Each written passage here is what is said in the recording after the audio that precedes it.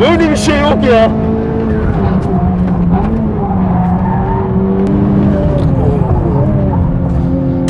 Frenler gerçekten güncellenmiş.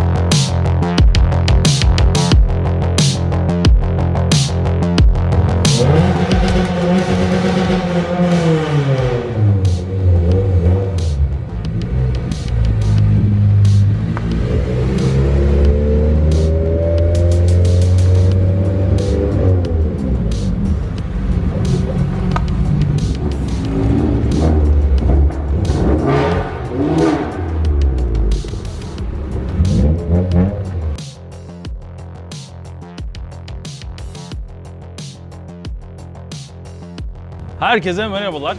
Arkadaşlar 10 yıldır sizlere bu şekilde sesleniyorum. Gerçekten ve gerçekten oldukça önemli desteğiniz. 10 yıldır bizi izliyorsunuz, destekliyorsunuz, videolarımızı beğeniyorsunuz. Gerçekten sizler sayesinde bugünlere gelebildik. Bunca zamandır, 10 yıldır birbirinden farklı çok özel otomobilleri test ettik ve hepsini çok büyük bir keyifle, sizlerin de desteğiyle anlattım. Gerçekten benim için çok anlamlı bir 10 yıldı bu. Hayatımdaki en anlamlı, hatta 10 yıllardan birisiydi. Bunun için hepinize ayrı ayrı çok ama çok teşekkür ediyorum. 10. yılımızda da biraz farklı, biraz özel bir şey yapalım dedik ve Alican'la 5 farklı Honda Civic Type-R'ı yan yana getirdik. Alican'cığım merhaba. Merhabalar. Öncelikle bahsedeyim, değerli arkadaşım sağ olsun, bu çekimde katkısı çok büyük. Biz test aracını getirdik, son nesli getirdik ama test aracının haricinde gördüğünüz tüm Type-R'ları da kendisi getirdi. Bunun için de kardeşim sana çok teşekkür ediyoruz. Yani bu videoya katkın çok büyük. Şimdi senle bu efsanevi, aslında kendi içinde marka olmuş modeli tüm nesilleriyle beraber inceleyeceğiz. İlerleyen dakikalarda arkadaşlar bolca devir kesici, mekanik kilit ve virajları kasan bu Type-R'ları göreceksiniz. Ama şimdi istersen hazır dışarıdayken abi bir araçların detaylarını, böyle tasarımlarını biraz konuşalım Tamam, istiyorum. konuşalım. İlk neslin yanındayız. Aslında ilk nesil olmuyor bu. Yani ikinci nesil oluyor ama ülkemize gelen ilk nesil diyebiliriz. Aynen öyle. P3. EK9 Type-R aslında ilk nesil. İlk nesil. Aynen. Ülkemize gelen de EK4 sedanıyla hatchback'i var. Ülkemize gelen EK4 mü oluyor? Ülkemize gelen EK4 satılan. Çift. Tamam, ilk nesilden bahsediyorsun değil mi? Ama EK9 ilk nesil Type-R. Motoru değişik. Tamam. Tartışalım burada yani. Tamam. Ama kavga mı edelim burada şimdi? WhatsApp'tan tartıştık tüm gün. Burada da tartışıyoruz. Neyse aynen. Adam öyle diyorsa öyledir. Şimdi adam o kadar Type-R'cı ki arkadaşlar. Hani ben çok fazla şeye giremiyorum. Tabii ki hani bizim de var bir bilgimiz bu otomobille alakalı. Çok severim kendisini ama Alican kadar Type-R'cı değilim. Kesinlikle öyle bir iddiam yok. Bu arada Yok ya, bu harika tişörtü, bu çekime hazırlayan Petrotings'e de ayrıca teşekkür etmek isterim. Otomobil Dünyam logolu gördüğün gibi. Sana tam giydiremedik ama Bizim grubun ki biz. İlerleyen dakikalarda tamam.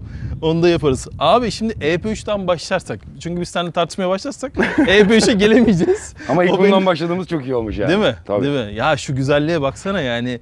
Der misin ki bu ortalama olarak 20 yaşında bir otomobil, demezsin yani. Yok, zamana meydan okuyan bir şey var yani, tasarım var. Kesinlikle hem tasarım. Motor, hem mekanik hem görsel olarak. Son nesillerden farklı olarak bu otomobil benim açımdan şöyle bir olayı var. Daha standarda benzeyen bir tarzı var, tasarım var. Son nesillerde standart versiyonlardan ayrıştı ama bu hani Type-R logolarını falan sök, slipper niyetine gez. Gezersin aynı şekilde. Değil gezersin. mi? Aynen. Değil mi? Yani iç tasarım da aynı şekilde daha böyle son nesillere nazaran biraz daha böyle standart versiyonlara benziyor ama hala ve hala hani satın alır mısın desem ben düşünmeden satın alırım. Gerçekten çok Benim keyifli. hala aklımda ama bir tane Değil mi? alacağım yanına. Yine K20 makine var, atmosferik, 4 Evet. silindirli 2 litre. Evet.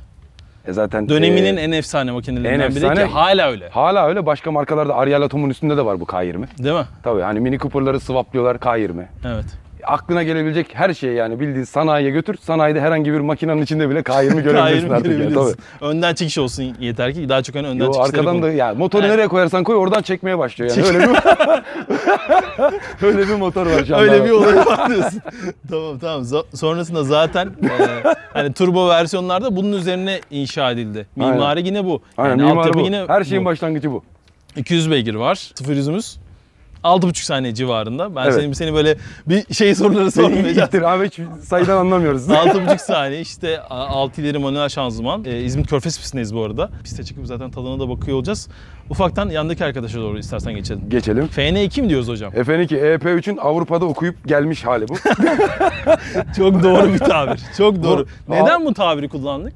Euro Civic diye geçtiği için Evet, aslında. evet. Hani artık bu üretim Avrupa'ya kaydığı için Evet, evet. İngiltere'ye, bu EP3 Type-R'ın Avrupa'da okumuş hali. Bir de EP3'ten farklı olarak bu nesle geçtikleri zaman bunu bir de sedan versiyonunu yaptılar hocam. Ama sedan Evet. versiyonu ülkemize çok hani FD6. gelmedi, çok bilinmiyor. Aynen. FN6 diye geçer FD6. dediğin gibi. Bununla beraber de zaten Avrupa pazarına girdiler ama bu tam böyle Avrupa pazarını hedefleyen bir Aynen öyle, versiyondu. aynen öyle. Atmosferik devrin aslında Nirvana'sı. Evet, yani aynen bitişi. öyle. Çok direndiler. Seninkine gelmek üzeriz Pan 45'e.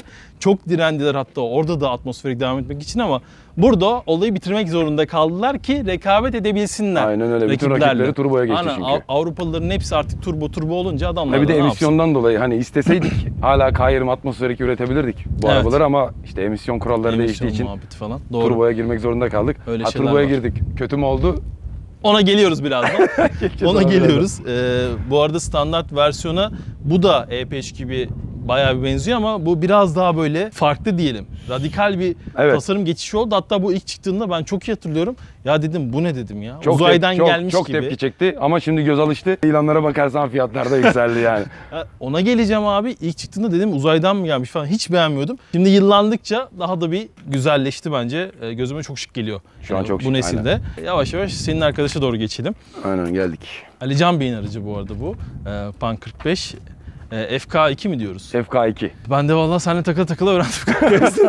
Yani hani model kodlarını ezberlemede çok iyi değilimdir de. Model kodu, motor kodu. Hondacıysan bunları bilmek zorundasın. Bunları yani. bilmek zorundasın. Yoksa beni çekime almıyordu. Adam öyle bir konuşuyor ki. Şimdi burası atmosferik devrinin işte bitişi ve turbo devrinin başlangıcı. Aynen. Ne farklı makinede? Turbo farklı. Sulama. Yani turbo geldi. Aynen, turbo geldi. Soğutma, su kanalları farklı. Evet. Ondan sonra yağlama kanalları farklı. Hani 2K20 aslında pek de şey değil ama blok aynı Aynı. diyebiliriz aşağı yukarı. Zaten daha fazla güç geldiği için de abi takriben Tabii. bir 110 beygir geliyor buraya. Araç teknik olarak da güçlendi. Yani sadece motor güçlenmedi. İşte biraz daha iyi duran frenler, biraz daha Evet.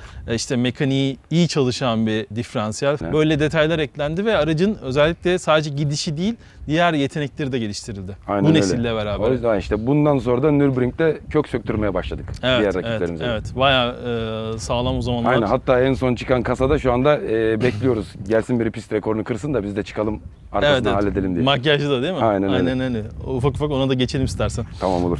Geleceğiz Pan. Şey yapma. Sakin olun. Sakin.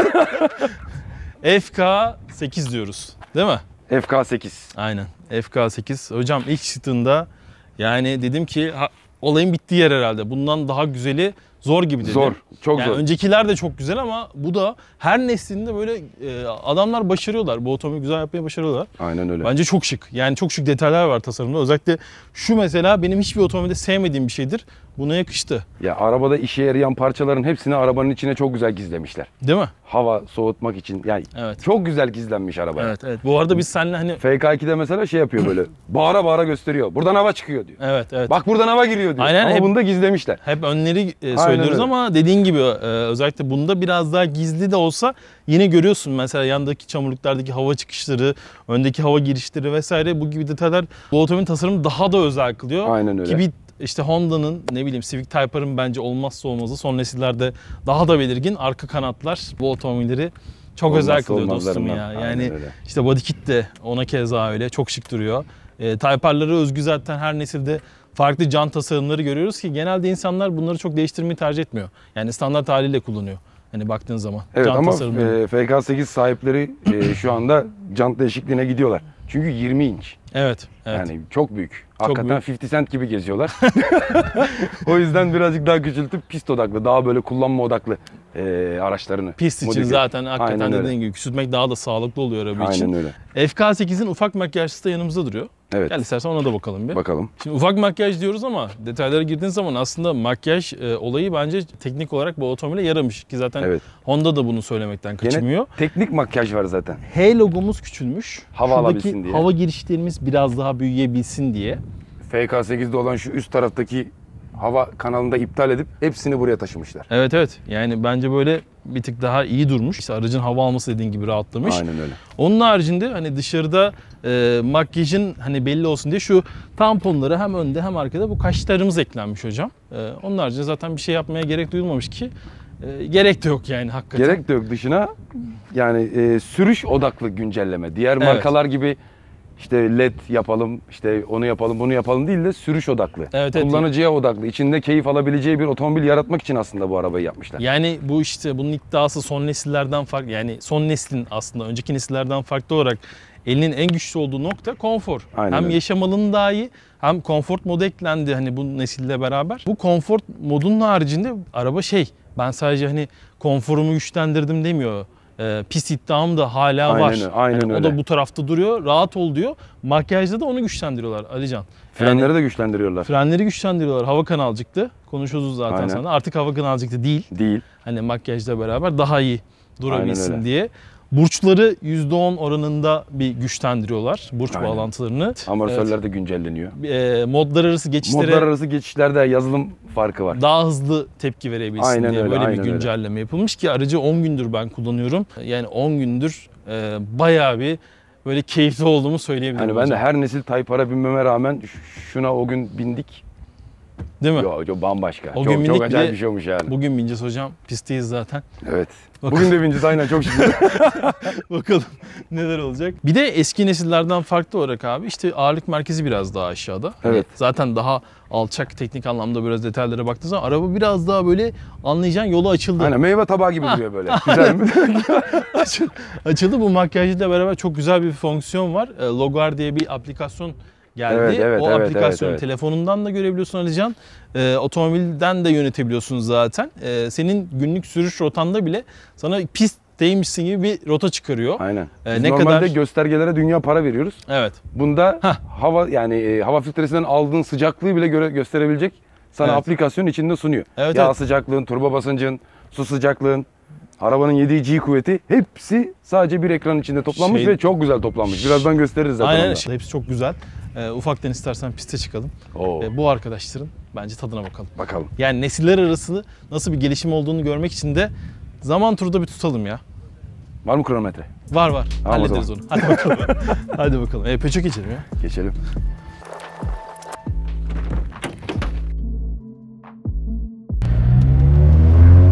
Evet. Efsaneyle başladık. Efsaneden başladık. Ne diyorsun? EP3.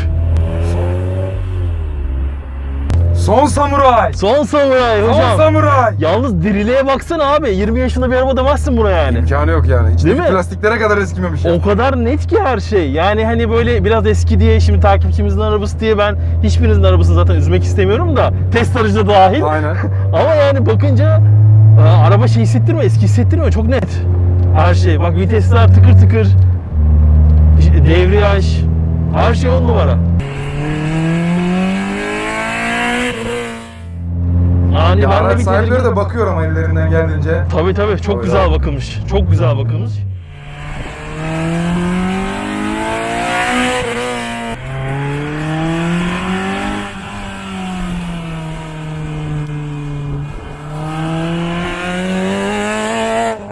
Ona göre de kullanacağım zaten. Gerek yok.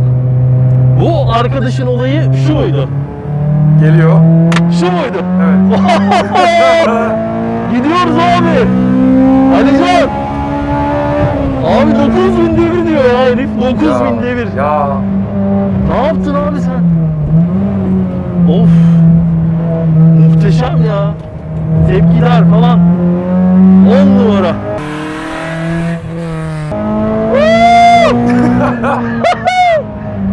Maşallah. Hayır bir de arabanın netliği falan da başka bir boyutta yani. Aynen öyle.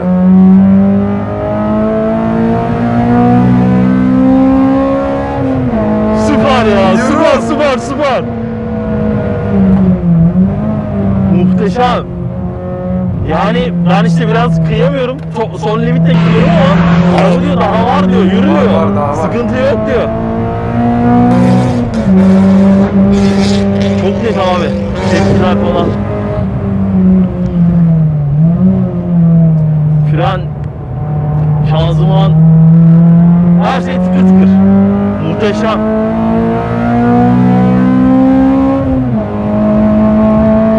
muhteşem.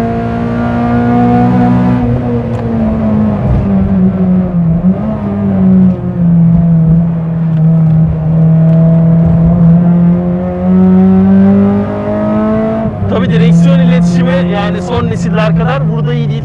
En nihayetinde 20 yıllık bir teknoloji baktığınız Evet. zaman. Ama komple her şey yolu elinde hissediyorsun. Tabii tabii.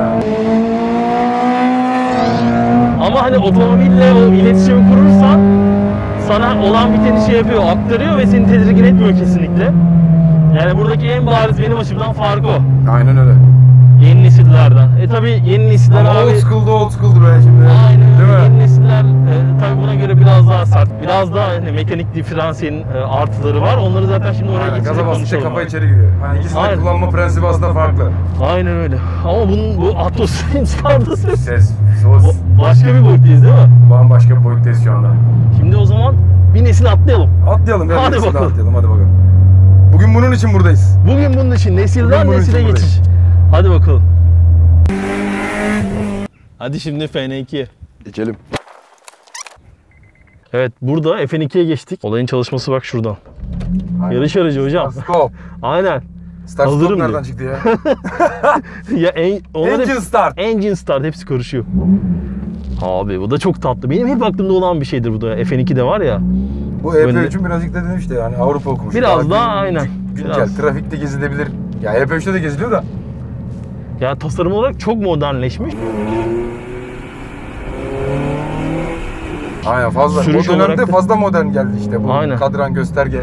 Aynen. Burada direkt benim dikkatimi çeken konsol biraz daha yukarıda. Evet.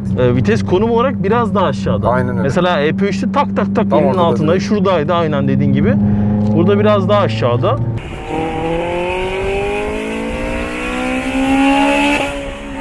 Ve kullanım olarak hakikaten hani Avrupalı hatchback'leri daha fazla anımsatan bir tarzı var. O daha bir Japonlu. Ama ses Nasıl vite kaçtı ama?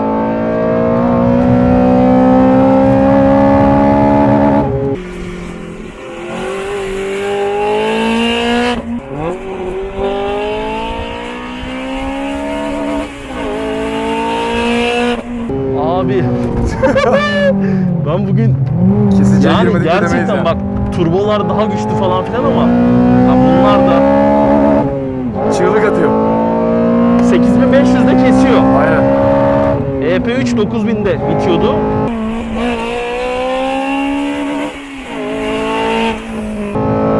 Ya ikisi de aslında aşağı yukarı aynı kesiyor.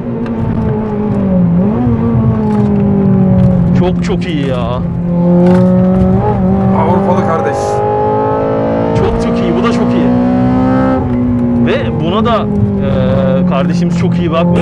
Aynen. Ya araba direkt şey gibi. Yenilerden bir farkı yok. Virajda Ya virajda. bir kilit tak devam et. Atmosferik. Ha aynen. Aynen bir kilit tak devam et. Yani sadece biraz işte şunu yaptığın zaman onun eksikliğini hissediyorsun. Hakikaten böyle özellikle ani yön değişim. Ulan diyorsun kilit de olsa burada olay çok farklı bir yere gidecek diyorsun ya. Aynen öyle.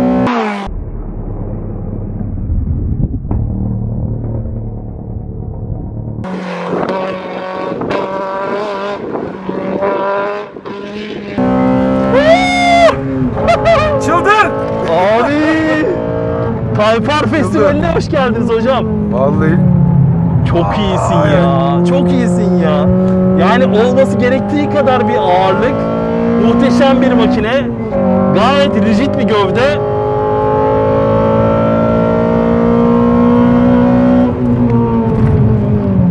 ...201 beygir var bu arada burada. aynen bir beygir fazlalığımız var. 1 beygir fazlamız var.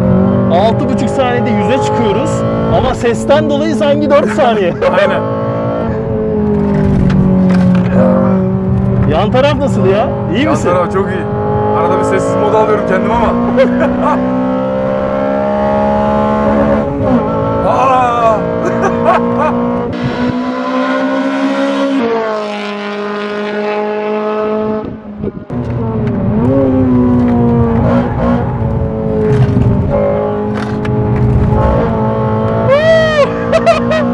Gidiyor.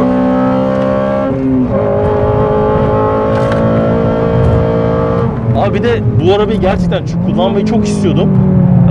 Hakikaten Bugüne yani nasipmiş abi. bugüne nasipmiş ve neden istediğimi daha da bir şimdi iyi hatırladım. Acayip keyifli ya. Acayip keyifli. Ya ben bununla durmadan dönerim burada. Çok öğretici bir de. Evet. Bayağı öğretici yani. Evet, evet.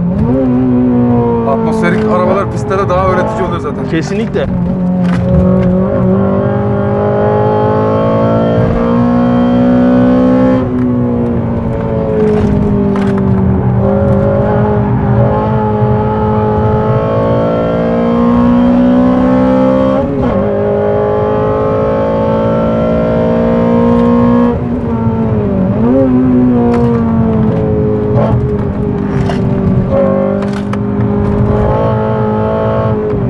Yani o kadar gaz tepkisi net ki abi. Dokundum abi şöyle hemen herif havlıyor böyle. Aynen. Tabii seni de soğutalım. Sanki bir atmosferiklerde şeymiş gibi geliyor hep bana. Hiç ısınmıyormuş gibi geliyor da tabii öyle bir şey yok da. Turboya göre hararet tabii. göstergemize bak. Yaktığımız sürece ki şu anda hiç hareket bile etmemiş. Değil mi? 90'ın bile aslında Aynen bu öyle. 6. İşte turbolarda onu görüyorsun. Turboda hemen saniyesinde. Sahnede sayı olarak görüyorsun. Tak, Birazcık tak, da tak, bakma tak aslında geliyor. psikoloji bozucu bir şey yani. Aynen. Gözün arada orada. EP3'e göre gövde rigidliğini burada biraz daha fazla beğendim. Yani kaymalar biraz daha geç başlıyor ama EP3'e göre Ha. ufaktan da olsa onu hissediyorsun. Yani EP3'te biraz daha fazla salınım var hani virajlarda. Bunda onu nispeten daha azaltmışlar. Daha rigid geldi gövdesi. Evet. Çok hoşuma gitti ya. Bayağı beğendim. Ya zaten tasarımını da beğeniyorum dediğim gibi. Ben herhalde akşam biraz Sahibini İlanlı. karıştıracağım diyorsun. Tamam. kurcalarım. Hadi geçelim mi seninkine artık? İyi bakalım geçelim. Bayağıdır kandıramıyorum. Vermiyor direksiyonu bana. Bugün Piste ne nasipmiş kandırdık? yani. Aynen. Aynen kardeşim.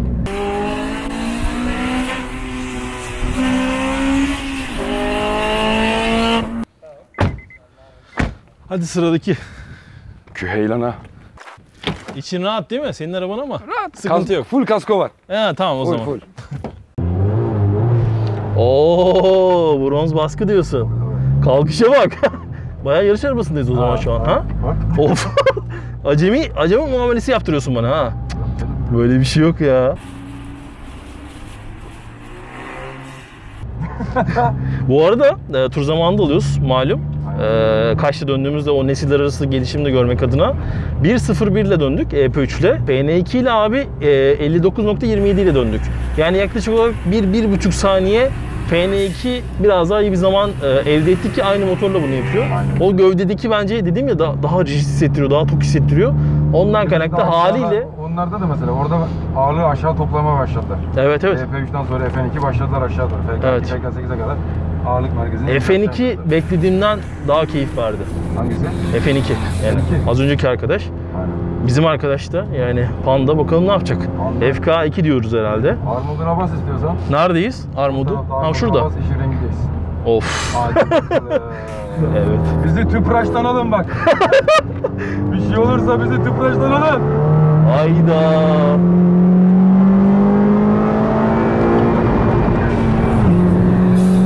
Ne var biliyor musun? Süper Spor'a geçmiş gibisin artık. Ya aynen. Atmosferikten sonra abi hani bu olay artık Süper Spor. Evet. Hani bilmeyen adam için, hissiyat için hele yanda oturmak da hakikaten zor. Süper Spor'dasın. Öyle bir çekme şekli yok ya. Tabii bununla beraber gelen işte mekanik diferansiyel şusu busu öyle bir alıp götürüyor bizi herif. Sen ne yaptın? Sen ne yaptın arkadaşım buraya ya? Bu ne abi? Bu ne? Oha! Bu ne? İşte burada turbo giriyor devreye. Turbo zaten devreye girmiyor abi. Konuşuyor Canım artık. şimdi. Kanka kusura bakma biraz. Evet. Yapıştır. Of. Turbo devreye girmiyor diyorum ya konuşuyor. Ben duyuyorum. Aynen. Her geçişte. Evet bunları istiyoruz. Halk bunları istiyor. Abi Halk birazcık kemik sesi istiyor. Nasıl bak kilit çalışıyor ama nasıl çalışıyor burayı kilit? mekanik kilit döndü. Ben dönmedim. Yani ben eğer ki kanka. kilit olmasa hani şey olacağını biliyordum. Adını sana söyle. Çok kayacağını biliyorum. Ona göre girdim. Tam gaz girdim abi. Mekanik gerisini devralıyor zaten.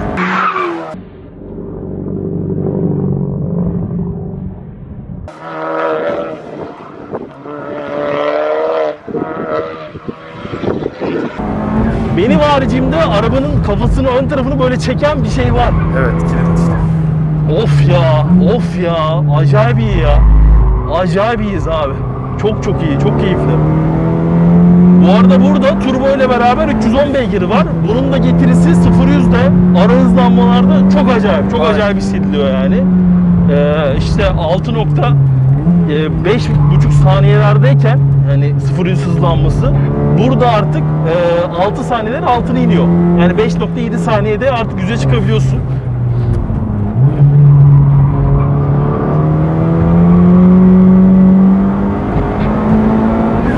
Çok iyi ya Alican.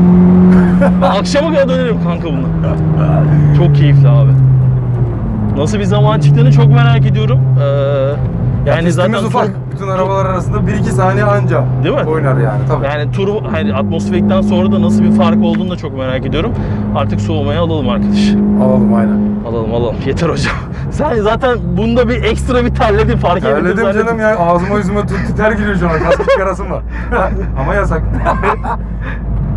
Yani hep şeye bakıyorum. Su sıcaklığına, yağ gösterene, yağ sıcaklığına falan bakıyorum da. Çok şey oldu mu? Absürt bir şey gelmemiş. 95. Yok. 94. Ama işte şeyde dışarısı 35 derece şu an. Evet. Aynen öyle. İnsan şey yapıyor yani. Aynen. Bir tırsıyor yani. Ve hocam olayın geldiği son noktaya geçmeye hazır mıyız? FK8. Aynen. Son nokta ve makyajlısı aslında. Aynen. Çok iyiydi be Alican. Vallahi.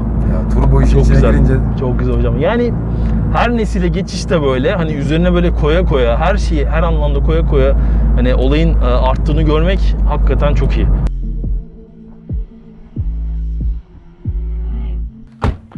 Ya zaten aynı sayılır. Bence direkt makyajlıya zıplayalım. Gel. Acık bineydik ya. Haklısın. Ben hayır demem. Ne? Clutch Master. Bakıyorum öyle. Ne var? Ne? Neyi var lan bunda? Gel diyor. Ya. Vay arkadaş. Abi bu da 12'ler direkt- böyleyiz baba işte ne yapacaksın? Tamam diyorum. Evet dostum, FK8'de olaya başlıyoruz, çıkıyoruz. Bu arada Pan'la yani senin araçta FK2 ile 55'te döndük Evet. pisti. İkişer F... düşürüyoruz. Evet, standart FK8'de muhtemelen biraz daha iyi zaman alacağız ama senin arabada da tabii biraz bir şeyler var. Yani ona rağmen bakalım standart FK8'de bunu çıkarabileceğiz mi?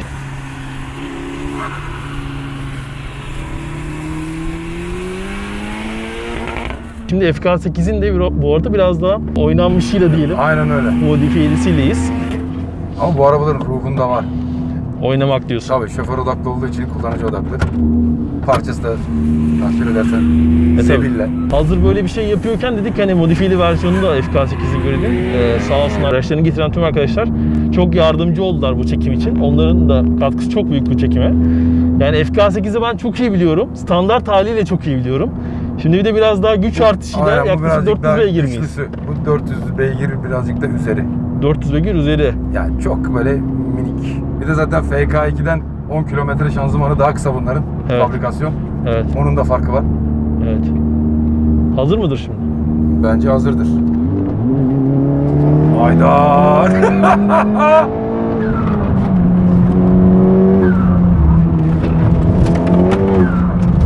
Abi bu ne be?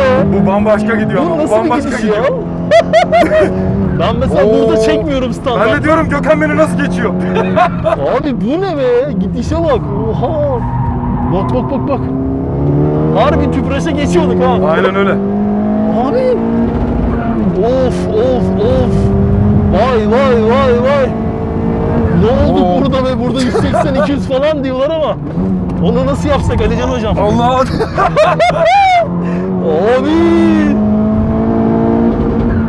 Abi.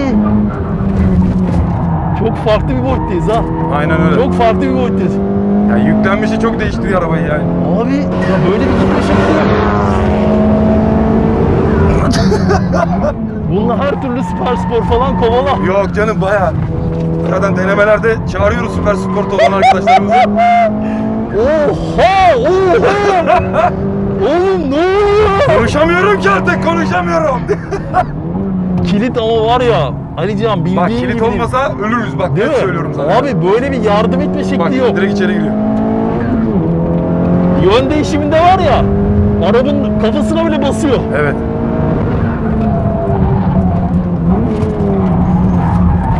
Abi Çok o acayip. kadar ya tepkiler o kadar net ki milim geçebiliyorum şu kukaları görüyorsun böyle bir hızda. Ya direksiyonu nereye çevirsen oraya gidiyor araba şu anda. Arabanın iletişimi o kadar iyi ki benimle. Çok büyük keyif aldım ya. Böyle bir şey yok ya.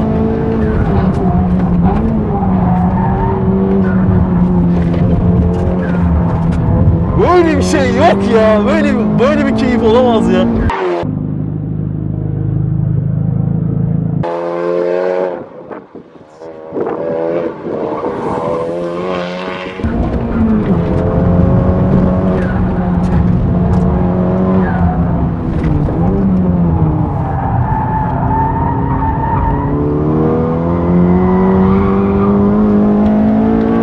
Terledim ama ha. O kadar arabaya bindik, ilk defa bunda terledim ya.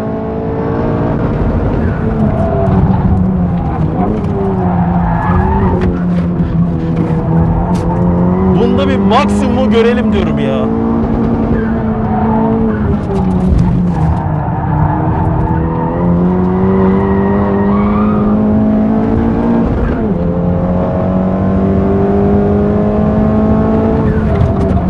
Artık dinlenelim.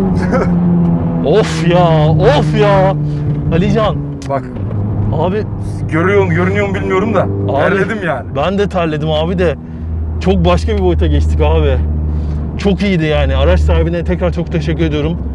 Acayip keyifliydi, acayip. Yani standartında zaten sürüş tepkileriyle buna çok yakın, çok benzer. Freni, işte yön değişimi, ne bileyim viraj kabiliyeti çok benzer ama yani ekstra gelen ortalama 100 beygirle Evet.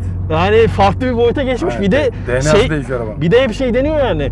300 beygiri önden çıkış kaldırıyor mu? Al doğru modifiye yaparsan 400 beygiri bile kaldırıyor. Aynen öyle. Hem de çatır çatır kaldırıyor yani. Hani öyle böyle değil. Sadece bunun gibi bir asfalt olsun. Yani çok iyi Güzel asfalt, olmayan bir temiz asfalt, asfaltta kasar yani haliyle. Ama sadece biraz iyi tutan bir asfalt olsun. Acayipti arkadaşlar. Çok büyük keyif aldım yani. Çok Hakikaten iyiydi. ciddi terledim ama ya. Parlıyorum şu anda. Azıcık havalandıralım ya. Valla simli Bülent Ersoy gibiyim. Biz hani çılgınlık yapıp böyle klimayı falan hiçbir şey de açmadık. Kaç geldi tur zamanı çok merak ediyorum.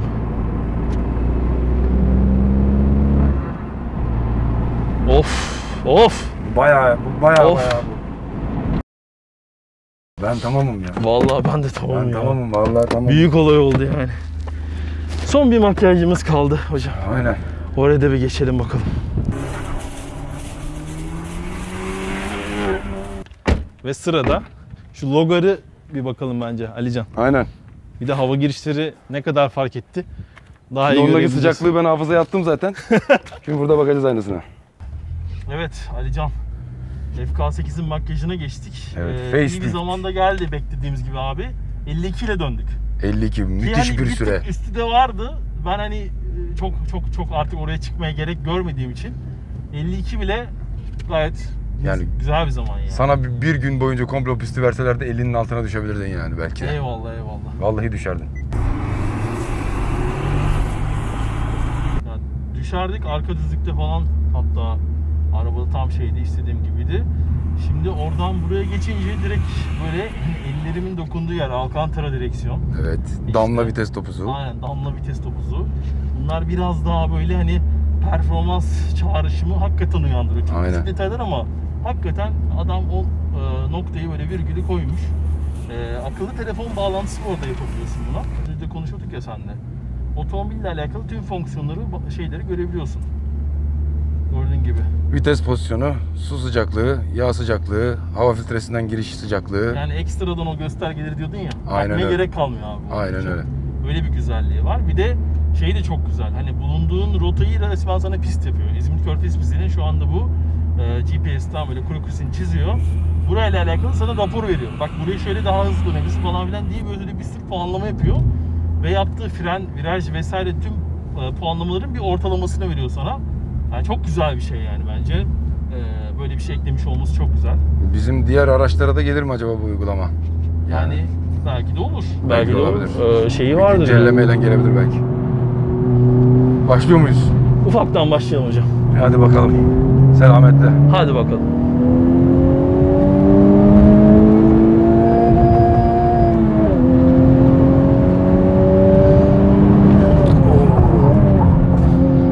Frenler gerçekten güncellenmiş. Direkt fren farkı değil mi? Direkt fren. Direkt yani. Direkt.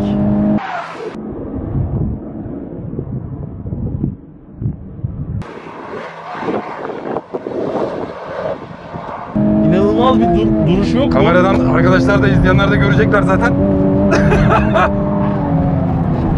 Abi. Çok duruyor, çok Abi, fazla duruyor. fren yani evet kesinlikle. Bir de yani tabii ki onun kilometresi de vardı. Test aracı çok yeni. Hani öyle bir faktör de var. Lastik etmeni falan ama bayağı fren olarak artık bu olayın son noktası bu arkadaş. Onun için fren mesafemi çok daha geç tutabiliyorum. Bu muhtemelen hani oradaki fazla güce rağmen bunun tur zamanını ona yaklaştıracak. Hani güç farkına rağmen. Baksana. Daha geç fren yapıyorsun çünkü. Baksana yani. Çok iyisin be. Bayağı iyisin yani dostum. İşte 320 beygir var. Zaten güç aynı. Tork aynı. 400 Nm tork. Bak burada erken bile fren yaptım. İlk işte hızlanma 5.7 saniye ama çok daha iyi hissettiriyor bence. Ama mekanik kilidin etkisi abi inanılmaz ya. Yani o kadar yardımcı oluyor ki bana. Direkt kafayı içeri sokuyor. Evet, mekanik kilit artı bu kadar daha iyi olan frenler bana çok yardımcı oluyor ve otomobille bu gibi bir durumda yani işte virajlı performanslı kullanımlarda hem sürüş keyfin artıyor hem de acayip zamanlar yakalamana yardımcı oluyor. Baksana. Olayın bittiği yerdeyim abi. Bak burada dörde çıkamıyordum yani. Oyda.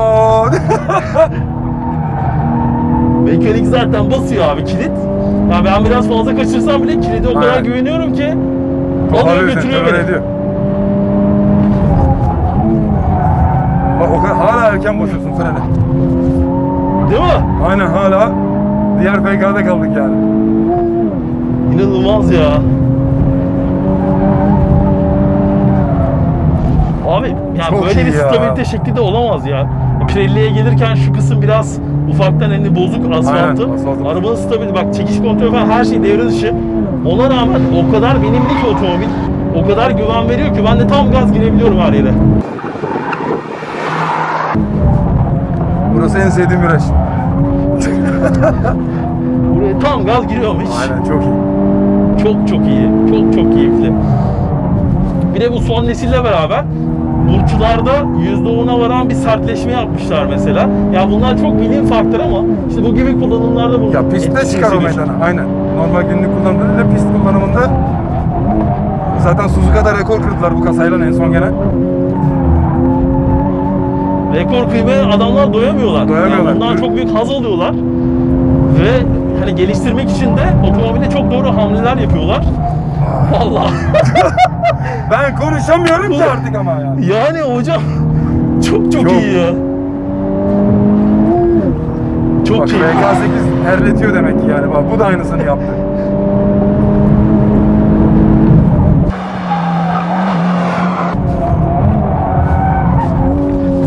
Acaba diyorsun ki hani fazla sanki geç yaptım ama yok yani herifin limiti yok ya.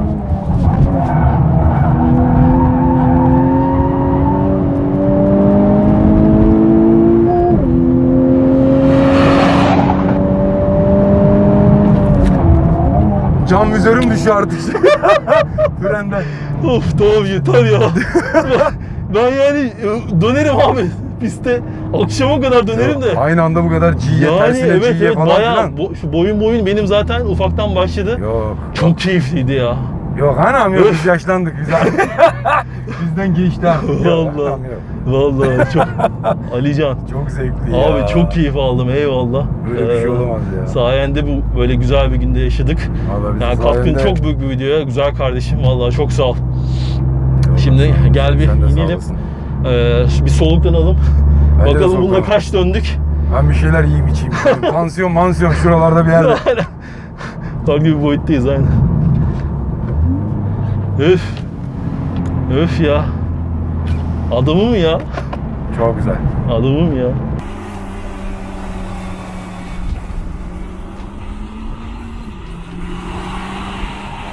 Alican vallahi acayip bir gün. Bununla da beklemedik bir zaman geldi buradan da. Çünkü frenimiz daha iyiydi. Çok iyi fren. 53-47 geldi abi. Gerçekten. 1 saniye, 1.2 saniye. O da fazla gücün avantajını tabii çok iyi kullandı. Acayip abi, zamanlar acayip yani, çok iyi. Evet Alican'cığım, Type R efsanesini böyle tüm gün yaşadık seninle. İyi misin abi? Çok iyi. Ben bayağı iyiyim ya. Yani hani uzun süredir hani bu kadar eğlenceli bir aktivite hatırlamıyorum.